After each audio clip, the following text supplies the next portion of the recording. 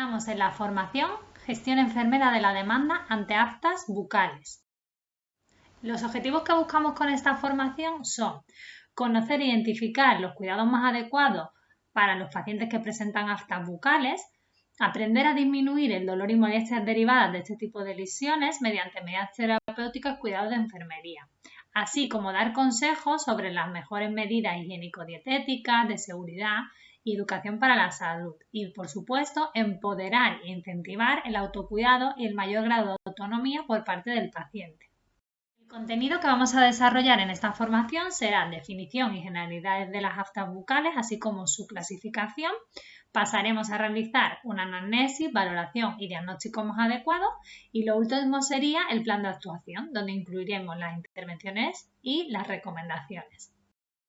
¿Cómo podríamos definir una afta bucal? Pues es aquella pérdida de sustancia de la mucosa oral. Generalmente suele afectar a las capas más superficiales del epitelio.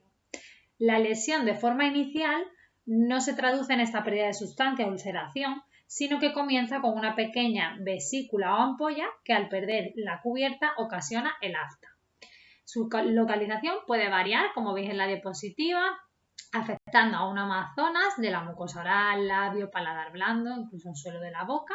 La clínica más generalizada es dolor y debemos destacar que se suele tratar de un proceso autolimitante y que cicatriza de forma espontánea entre 10 y 14 días.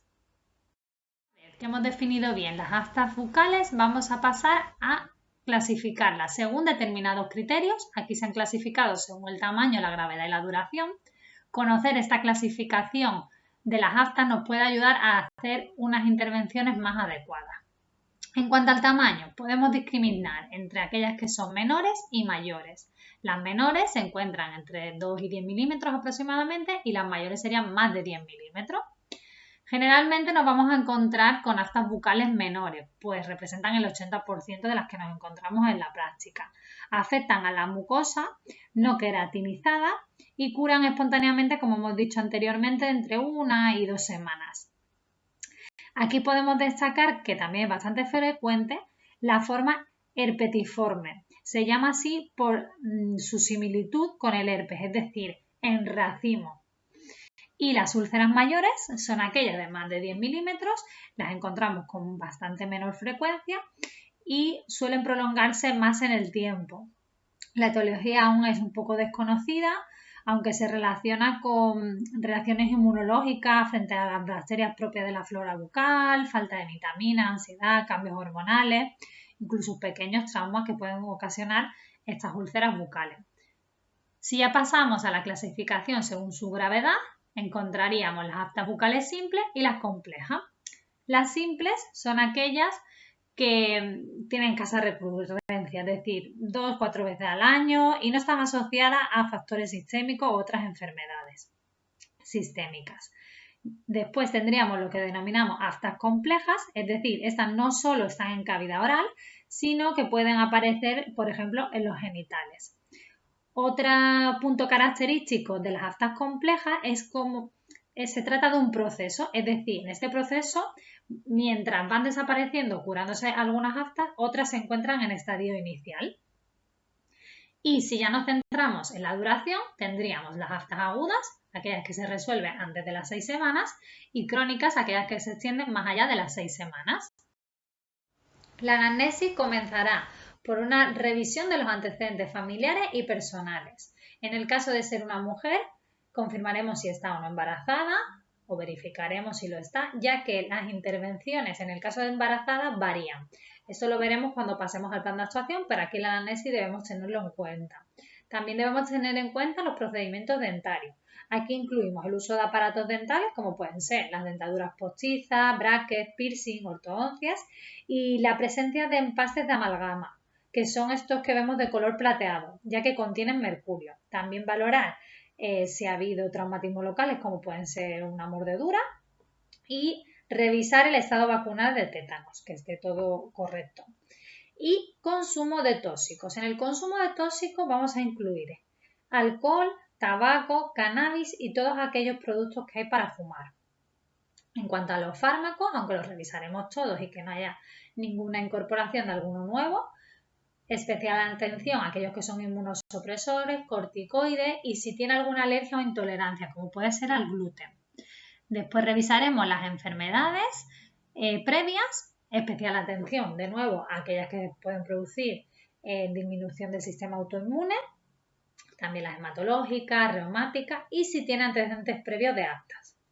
Una vez que hemos revisado estos antecedentes personales y familiares, aquí sí ya pasamos a las características propias de la lesión, centrándonos en intentar identificar factores precipitantes, es decir, si la afta ha surgido tras una ingesta de alimentos cítricos, de leche, ácidos o algún alimento determinado. También están bastante relacionados con estados de carencia de vitaminas o de minerales, por lo cual también debemos intentar verificarlo.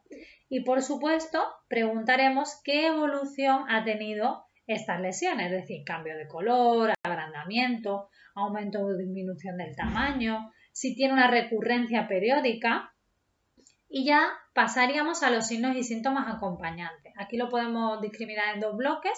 Uno serían aquellos signos y síntomas locales, como puede ser un sangrado, secreciones, dolor, zona irritada, agrandamiento de los ganglios linfáticos o estas mismas lesiones en otras regiones, como pueden ser las genitales. Y ya tendríamos lo que denominamos signos y síntomas sistémicos, que aquí encontraríamos pues las artralgias, fiebres, erupciones cutáneas, pérdida de peso no intencionada. Una vez que hemos hecho una buena anamnesis, pasaríamos al siguiente paso, que es la valoración. ¿Qué vamos a revisar? Primero, el estado general del paciente, cómo se encuentra, si tiene o no fiebre.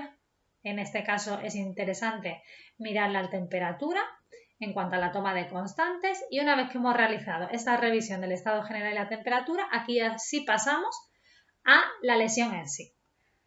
Vamos a identificar el número, porque a veces son únicas, pero normalmente van acompañadas de varias. La forma, el aspecto, el fondo, puede ser limpio, purulento, necrótico. Vamos a valorar también el color, el estado de la mucosa perilesional y la presencia de otras lesiones. Habitualmente, para que conozcáis lo normal, serían lesiones de forma redondeada, bien delimitada y de un color blanquecino o grisáceo, con los bordes eritematosos. Después pasaríamos a realizar una exploración intraoral y extraoral que os la voy a explicar detenidamente en la siguiente diapositiva. Si continuamos con lo que tenemos que revisar en la valoración, pasaríamos a la localización. Lo que hemos comentado, si se trata solo de una localización bucal o si lo encontramos en otras zonas como pueden ser zonas genitales. Vamos a ver la extensión de la lesión, valorando si hay adenopatías regionales y si presenta dolor, qué tipo de dolor es, qué intensidad tiene. En esta diapositiva nos vamos a centrar en esa exploración que os he comentado anteriormente, de forma intraoral y extraoral. En cuanto a la exploración intraoral, el objetivo es visualizar bien toda la cavidad oral en busca de estas lesiones para ver su ubicación, color, tamaño, calidad, la podemos palpar en busca de la textura, si es blanda frente a que está endurada y la sensibilidad. Para ello, vamos a pedirle al paciente que le vamos a retirar los aparatos dentales que se puedan y esta inspección la vamos a hacer de forma táctil y visual. Para ello nos ayudaremos, por supuesto, uso de guantes en las manos y algunos dispositivos que nos dé la calidad de luz adecuada. En este examen de la cavidad oral vamos a usar las dos manos y también nos va a resultar muy útil con una gasa poder separar la lengua para visualizarlo todo bien.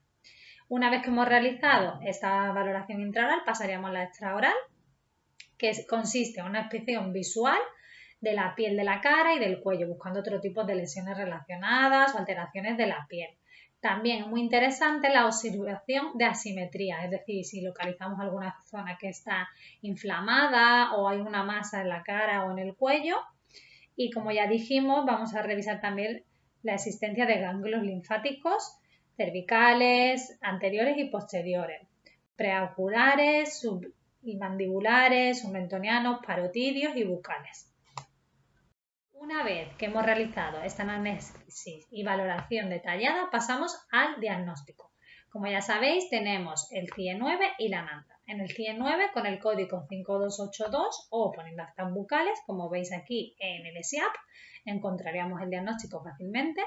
Y para la NANDA tenemos estos dos diagnósticos, el 0045 y el 0247, relacionados con la integridad de la mucosa oral. Podéis observar cómo añadirlo en ese app, en esta imagen. Y una vez ya tenemos el diagnóstico, pasamos al plan de actuación. El plan de actuación lo iniciaremos identificando aquellas situaciones que requieran una intervención conjunta con el médico o con la médica. Estas situaciones serían que encontremos una cesación del estado general del paciente, fiebre, signos de infección. Si estas aftas tienen una duración de más de 3 semanas, tanto si la lesión es única como múltiple, pues en este caso vamos a valorar o deberíamos valorar de forma conjunta realización de una biopsia. Aftas bucales mayores, que recordamos que son aquellas de más de 1 centímetro, o herpetiformes, recordar que es aquella que tiene una similitud en cuanto a la localización tipo herpes ramificada, o hiperpigmentadas. También aquellas personas que presentan aftas recidivantes recurrentes, es decir, han tenido 3 veces en un mismo año y o crónicas. Si encontramos algunas adenopatías regionales o que el paciente presenta disfagia que le dificulta la deglución, si encontramos sospechas de infecciones de transmisión sexual, como serían esas aftas bucales en zonas genitales, coexistencia con lesiones en otras localizaciones que hemos encontrado en la valoración o sospechas de alergia alimentaria. Si no encontramos ninguna de las situaciones anteriormente descritas, que esas sí que requieren intervención conjunta con el médico o la médica, pasaríamos a las intervenciones propias de enfermería. Debemos partir de la base de que las aftas bucales de forma general se resuelven de forma autolimitante en el tiempo, de forma espontánea, en 1 o 2 semanas, como hemos comentado al inicio del tema. Es decir, este tipo de aftas no requerirían ningún tratamiento. ¿Cuáles son esas aftas? ¿Qué nos puede ayudar a identificarlas? Pues aquellas que son de carácter leve, poco frecuentes y no interfieren en las actividades básicas de la vida diaria de la persona, como sería comer o beber. Si encontramos que no está dentro de estos criterios, aquí sí vamos a valorar el tratamiento farmacológico. Aclarar que el tratamiento farmacológico destinado a las aftas bucales es sintomático, paliativo y local, es decir, va a ir muy relacionado a las molestias que presente la persona. ¿Cuáles son los criterios para optar por el tratamiento farmacológico? Pues sería esas molestias o dolor de carácter importante y o que pueden intervenir en actividades básicas de la vida diaria, como hemos dicho, comer o beber. Aquí tenemos varias opciones. Os comento. La carbenolosona, 2%, tenemos el ácido hialurónico y anestésicos locales. En la diapositiva siguiente vamos a centrarnos un poquito en desarrollarlas, aclarar una diferencia que tienen unas sobre otras y demás. Pero bueno, para que lo tengáis aquí en mente, esto sería el tratamiento farmacológico. Después tenemos un paso más, que sería la analgesia. ¿Cuáles son los criterios de pautar analgesia? Pues cuando la persona presenta un dolor ya intenso y además, se puede dar una de las dos cosas o ambas, repercute ya así de forma notable en comer, beber, la persona nos indica que tiene imposibilidad de realizarlo. ¿Cuáles serían las opciones? Pues paracetamol 500 miligramos cada 8 horas o ibuprofeno 400 cada 8 horas. Aquí recordar que debemos adecuarlo según la patología, ya lo hemos hablado en otros temas, pero aquí lo recordaremos. A continuación nos vamos a centrar, como os he dicho, en detallar un poquito más ese segundo escalón terapéutico que sería el tratamiento farmacológico propiamente dicho. Aquí tenemos la carbenolosona al 2%, que tiene un efecto antiinflamatorio y citoprotector. Además, produce un nivel de las prostaglandinas citoprotectoras, lo que produce una estimulación y producción de moco a nivel local. Es decir, que tiene un efecto antimicrobiano y también propiedades detergentes. ¿Cómo la aplicaríamos? Si recomendamos la carbenolosona, una aplicación cada 8 horas durante 6 días. Aquí debemos tener en cuenta un detalle que es los posibles efectos secundarios, es decir, puede provocar un aumento de la tensión, edemas y también una alteración del potasio provocando hipopotasemia. Entonces, esto va a ser un criterio determinante a la hora de indicarlo en pacientes que son hipertensos, por ejemplo. Otra opción sería el ácido hialurónico tópico. Las propiedades que tiene el ácido hialurónico principalmente es que es antiedematoso, macroagregante y equilibra las propiedades físico-químicas propias de la mucosa oral. Y por otro lado, acelera la regeneración tisular. Aquí, ¿cómo lo aplicaríamos? Pues la indicación sería aplicar después de las principales comidas durante 7 días y una vez que se ha aplicado no debemos ni comer ni beber nada en media hora. Otra opción terapéutica sería el anestésico local. Aquí hay múltiples presentaciones, por eso he puesto geles, comprimidos para chupar, spray, y su aplicación varía en función del formato en el que lo presenta, así que aquí sí que tendremos que centrarnos en lo que nos indique el propio fabricante. Y el objetivo fundamental de estos anestésicos es disminuir la sensibilidad dolorosa y también muchos sirven como antiséptico y antiinflamatorio. Detalle importante que lo comentamos a tener en cuenta en la anamnesis es si la persona o la mujer está embarazada.